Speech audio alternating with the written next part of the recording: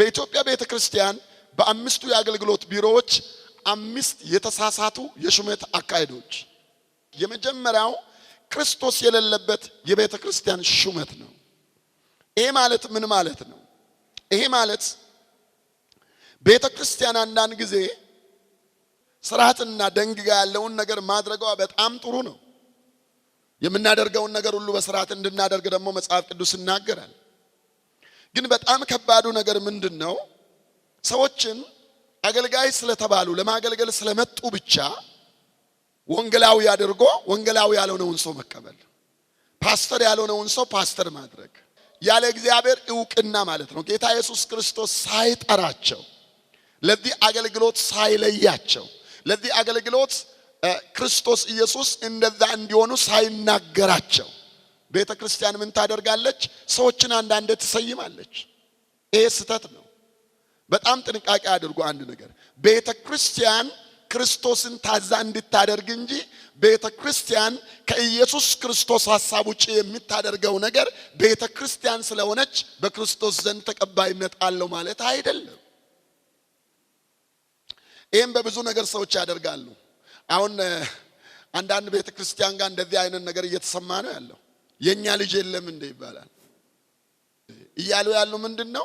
የደምና የዘር ቆጠራ ገባ ማለት ነው። ስለዚህ ፓስተር ይፈልጋል። ፓስተር እየተጸለየ ነው። ሌሎች ግሩፖች እዚህ ውስጥ ደግሞ ምንድነው የሚሉት? የኛ ልጅ ይላሉ። እኔ አንድ ነገር ልንገራችሁ፣ የኛንተ ልጅ ውጪ ፈልጉ። እሺ እዚህ ጋር መድረኩ ጋር ከእግዚአብሔር ጋር የሚያገናኝ ሰው የሚፈልግ እንጂ የናንተ ልጅ አይደለም የሚፈልገው። የኛና የናንተ ልጅ ብሎ ነገር የለው። አንዳንድ አብያተ ክርስቲያናት እንደዛ አይነት ነገር አለ። ሰውየው ቴዎሎጂ ሄዶ ይማራል። ቴዎሎጂ ሄዶ ተምሮ ስለመጣ ቄስና ወንጌላዊ መሆን ወይንም በሆነ ቢሮ ላይ የመሰየም። ቴዎሎጂ ማለት ቴዎሎጂ መማር በራሱ ወንጌላዊም ፓስተርም ምናምን ማድረግ አቅም የለው። እዛ ውስጥ የለም። ዕውቀት ነው እሱ፣ ትምህርት ነው እሱ። ጌታ ኢየሱስ ክርስቶስ ከጠራቸው በኋላ ነው ያስተማራቸው እንጂ ጥሪ የሌላቸውን ሰዎች አስተምሮ ጥሪ ያልሰጣቸው። ኦኬ፣ ዕውቀት ነው። ዕውቀት ጥሩ ነው። ቴዎሎጂ ስለተማረ አንድ ሰው ፓስተር ይሆናል ማለት አይደለም። በጣም ቻሌንጅ እየተፈጠረ ነው አሁን ያለው። የተለየ አገልግሎት፣ ተጽዕኖ ያለው አገልግሎት ለማገልገል አንድ አገልጋይ የሚጠቅመው ሶስት ነገሮች አንድ ላይ ሲዋሃዱና ሲጣመሩ ነው። የመጀመሪያው መለኮታዊ ጥሪ ነው። ጌታ ኢየሱስ ክርስቶስ ሐዋርያቶችን የጠራበት ከተለያየ ህይወት ፈርጅ የጠራበት ስንመለከት ጠራቸው። ሁለተኛው ደግሞ ትምህርት ነው። 3 ዓመት ተኩል የጠራቸውን ምን አደረገ? አስተማራቸው። 3 ዓመት ተኩል የእግዚአብሔርን ቃል በጥንቃቄ አስተማራቸው። ሌት ከቀን አስተማራቸው። ሶስተኛው ደግሞ አኖይንቲንግ የእግዚአብሔር መንፈስ ነው፣ የመንፈስ ቅዱስ ኃይል። እነዚህ ሶስቱ ኮምቢኔሽን ፈጥረው ነው በ30 ዓመት ውስጥ ሐዋርያት ሥራ ስናነብ የ30 ዓመት የሐዋርያቶች የአገልግሎት ሪፖርት ነው። አፕሳይድ ዳውን ተባለላቸው። ዓለምን የገለባበጡ በመንፈስ ቅዱስ ኃይል ብቻ አይደለም የገለበጡት፣ ተጠርተዋል። በጥሪ ብቻ አይደለም የገለበጡት፣ ተምረዋል።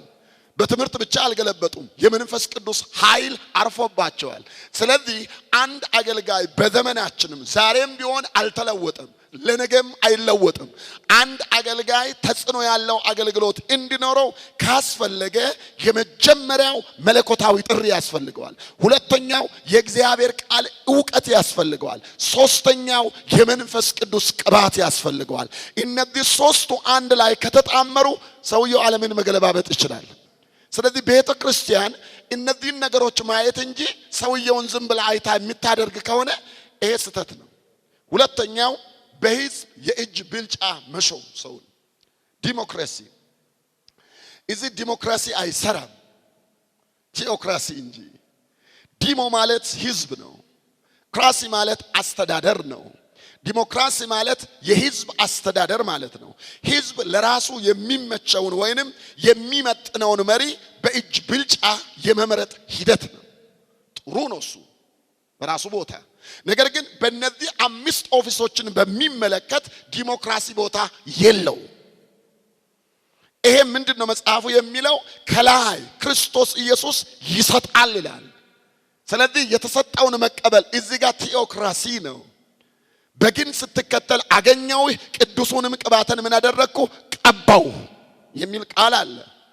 ስለዚህ ባይዘው ቤተክርስቲያን ይሄ የእጅ ብልጫ አንዳንድ ጊዜ ሁለት ወንጌላውያን አሉ ቸርች ውስጥ።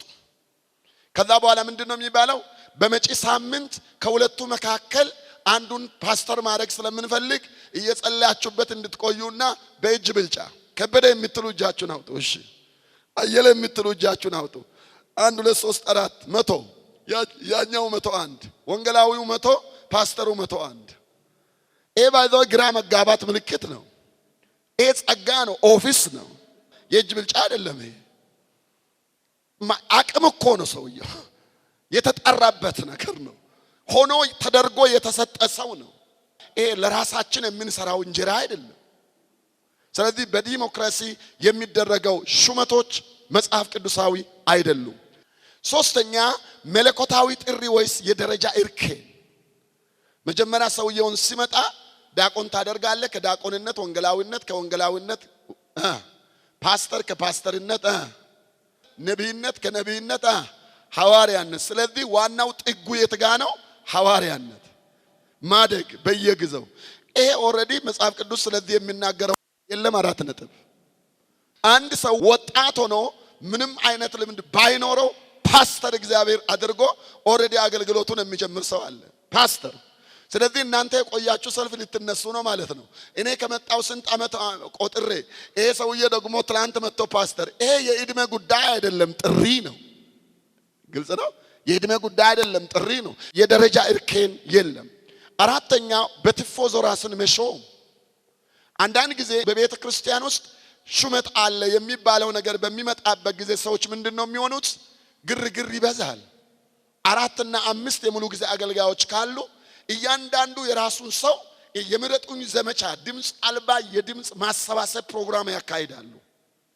ያንዳንዱ ሰው ጋር ይሄዳሉ። እግዚአብሔር እኮ ተናግሮኝ ነበር፣ ፓስተርም ብሎኝ ነበር ይላል ያኛውን በራሱ ጎን። ከዛ በኋላ ሜስ ማድረግ። እንደዚህ አይነት ተራ ነገር ውስጥ እንዳትገቡ። ይሄ ከሰማይ የሚሆን ነገር ነው፣ እግዚአብሔር ሲሰጥ የሚሆን ነገር ነው። ስለዚህ እኛ ለራሳችን የምንጠፈጥፈው ነገር አይደለም። ይሄ በትፎዞ ራስን መሾም በትፎዞ። ሌላው ደግሞ ያልተሾሙ ሿሚዎች ብያለሁ። እዚህ ጋር ደግሞ የሾሙት ራሳቸውን በሄዱበት ቦታ ሰውን ሁሉ የሚሾሙ ሰዎች አሉ። ባይዘው ይሄ አዲስ ኪዳን አስተምሮ አይደለም። በአዲስ ኪዳን ውስጥ አድርጎ ሰጣቸው ይላል እንጂ እነዚህ ሰዎች በነቢያት በኩል ይሾማሉ የሚል ቃል የለም፣ አልተጻፈም መጽሐፍ ቅዱስ ውስጥ። የነቢይነትን ስጦታ እንቀበላለን፣ ፕራክቲስ እናደርጋለን። እግዚአብሔር በነቢይነት በኩል ነገሮችን ሊያመለክተን ይችላል።